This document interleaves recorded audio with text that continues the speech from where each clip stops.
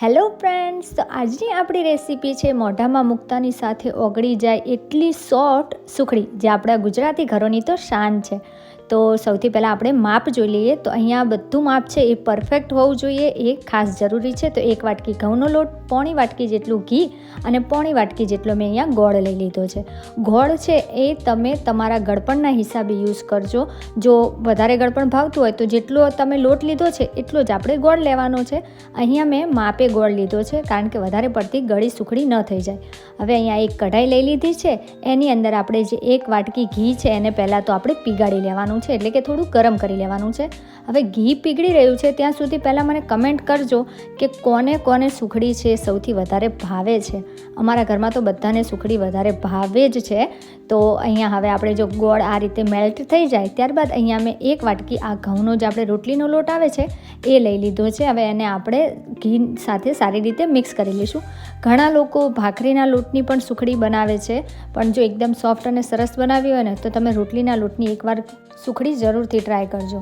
તો જો અહીંયા પહેલાં તો છે ને સરસ રીતે આપણો લોટ છે ને એ ઘી સાથે મિક્સ થઈ જશે, એટલે થોડું આમ એમ લાગશે કે યાર વજન છે થોડો, પણ આ રીતે એને સતત ચલાવતા જવાનું છે. અને ગેસની ફ્લેમ તો એને આપણે મીડિયમ ટુ લો રાખવાની છે.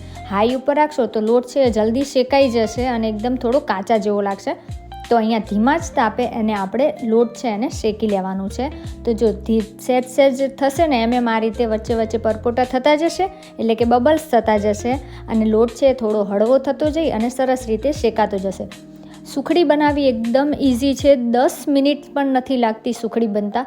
અને જો જ્યારે પણ બાળકો જીદ કરે કે કોઈ પણ ભૂખ લાગી જાય ને તો સુખડી છે ને એ આપણા ઘરમાં તરત જ બની જાય છે. આજે છે ને મારા બાળકોને સુખડી ખાવાનું એટલું મન થઈ ગયું ને, એટલે એ લોકો કે મમ્મી સુખડી જલ્દી બનાવી દો ને, એટલે મેં એ લોકોને ફટાફટ સુખડી છે એ બનાવી દીધી.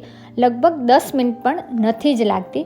તો જો આ રીતે એને સતત ચલાવતા જવાનું છે અને આપણે લોટ છે શેકી લેવાનો છે. સરસ એવી થોડી વારમાં સુગંધ પણ આવવા લાગશે અને લોટ છે એ આપણો શેકાઈ જશે. તો લોટ કેવો શેકવો, તો જો અમુક વખતે લોકો શું કરે છે, સુગંધ આવી જાય અને આવો થોડું વ્હાઈટ રહે ને એ પ્રમાણે પણ શેકી લે છે. પણ હું અહીંયા લોટને સહેજ થોડો આ રીતના કલર ચેન્જ થાય ને ત્યાં સુધી આને શેકી લઈશ.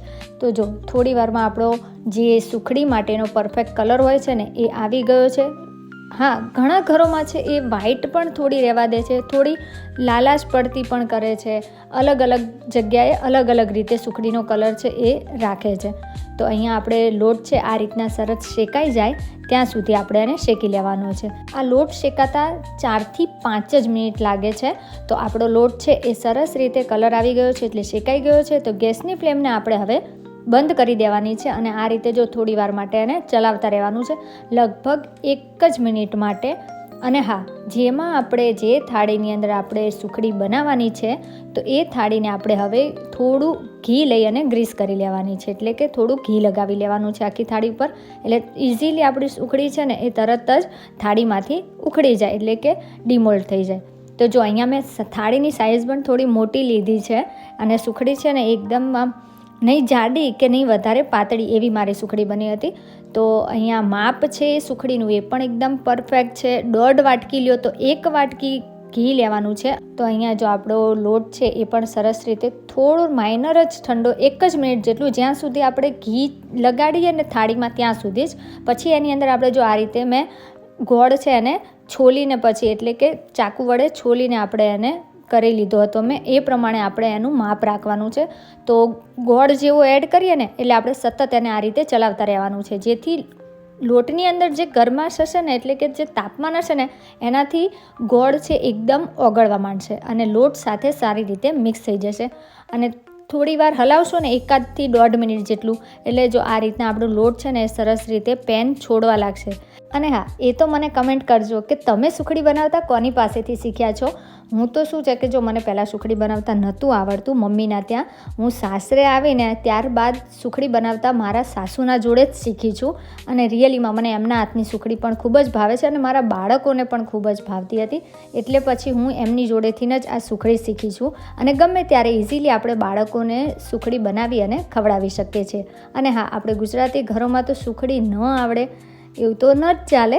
તો જો અહીંયા આ રીતના આપણો ગોળ છે એ પણ લોટ સાથે સરસ રીતે મિક્સ થઈ ગયો છે. તો હવે એને આપણે આ રીતે ઘી લગાડેલી થાળીની અંદર પાથરી દેવાની છે. મેં અહીંયા સ્પેચ્યુલા એટલે વાપર્યું છે કે જો સ્પેચ્યુલાથી આપણે છે ને તાવીથા કરતાં એકદમ ઇઝીલી લોટ છે કે કોઈ પણ વાસણની અંદરથી કાઢવામાં કે આજુબાજુ જો વાસણની અંદર ચીપકી જાય ને જ્યારે આપણે કંઈ પણ વસ્તુ બનાવીએ ત્યારે, તો સ્પેચ્યુલાથી શું છે કે એકદમ ઇઝીલી આપણું ઉખડી શકે છે, તરત જ એ વાસણથી છૂટું પડી જાય છે. તાવીથામાં શું છે, ઘણી અલગ અમુક જગ્યા એવી હોય છે ને કે જ્યાં આપણે તાવીથાથી નથી મેળ પડતો, અને સ્પેચ્યુલા શું છે કે એકદમ સરસ જો સિલિકોનનો હોય ને તો સરસ રીતે બધી જગ્યાએથી આપણે જે બનાવીએ કાંઈ પણ વસ્તુ એ તરત જ ફાવે છે આપણને ચલાવતા, મતલબ કે ફેરવતા ફાવે છે.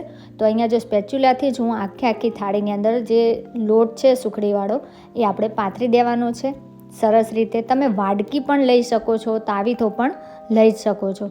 તો જો અહીંયા આ રીતે હું આજુબાજુ અને બધી રીતે એક સરખા માપની અહીંયા હું સુખડી છે એને ફેલાવી દઉં છું. તો જો આ રીતના આપણે સુખડી છે ને એને જો થોડી વાર લાગશે, કારણ કે શું છે કે બધી અલગ ક્યાંય તડ પડે કે એ રીતના થાય, એટલે કે એક જ સાથે શું છે કે બધે લોટ છે ને એક જગ્યાએ ભેગો થવા જાય છે. એટલે આપણે જો આ રીતના થોડી તડ પડે ને એવું લાગે, અને ઘી પણ ઉપર થોડું આવવા લાગે છે, અને આ બધું સુખડી છે ને ઘી છે ને શોષી લેશે. તો અહીંયા આપણી સુખડી છે સરસ રીતે થાળીની અંદર પથરાઈ ગઈ છે.